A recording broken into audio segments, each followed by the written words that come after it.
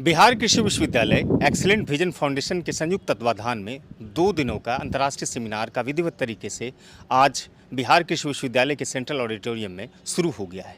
इस कार्यक्रम के मुख्य उद्घाटनकर्ता बिहार के महामहिम राज्यपाल श्री राजेंद्र विश्वनाथ अर्लेंकर थे, जिन्होंने अपने उद्घोषण में कहा कि आने वाले समय में हम सबको ये तय करना होगा कि हम जॉब सीकर बनेंगे या फिर जॉब गिवर बनेंगे।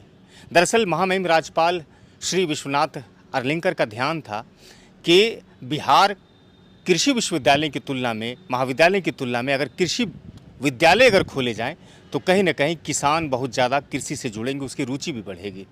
इस अंतर्राष्ट्रीय सेमिनार का थीम है कृषि और ग्रामीण अर्थव्यवस्था के साथ साथ आज़ादी से लेकर के अमृत काल तक में भारत यानी कि ग्रामीण विकास की विवेचना करना, उस पर चर्चा करना।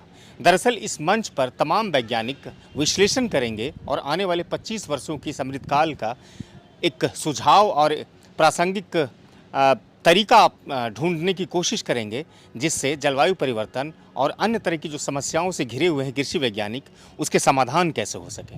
दरअसल पिछले 10 वर्षों की जो एक यात्रा है बिहार कृषि विश्वविद्यालय की, इस यात्रा को भी इस सेमिनार के माध्यम से समझने की कोशिश की जाएगी, उपलब्धियों को भी समझने की कोशिश की जाएगी। इस कार्यक्रम में आज पहले दिन बिहार कृषि विश्वविद्यालय के जो वीसी हैं DR सिंह साहब, उसे लाइफ टाइम अचीवमेंट अवार्ड दिया गया। उसके अलावा अमेरिका और काठमांडू से जो कृषि से जुड़े हुए वैज्ञानिक और अधिकारी आए थे, उन्हें भी दिया गया।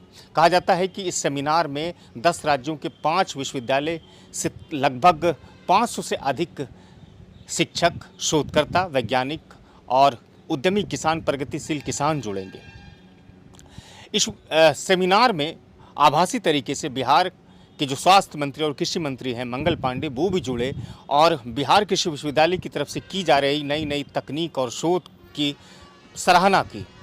बिहार कृषि विश्वविद्यालय के इस मुख्य कार्यक्रम में बिहार के राज्यपाल महामहिम विश्वनाथ अर्लेंकर साहब ने कहा कि आने वाला जो समय है वो काफ़ी भयावह हो सकता है अगर हम कृषि पर ध्यान नहीं देंगे, चूँकि हम सब के लिए एक बड़ी चुनौती है। जिस तरह से जलवायु परिवर्तन हो रहे हैं, जिस तरह से अन्य प्रकार की समस्याएं हो रही हैं किसानों को, उससे निपटना बेहद ज़रूरी है। चूँकि आने वाले समय में ये कहा जा रहा है कि भारत की आबादी कई गुना बढ़ जाएगी, जिसके लिए चुनौती ये होगी कि उनके प्लेटों में भोजन कैसे परोसें।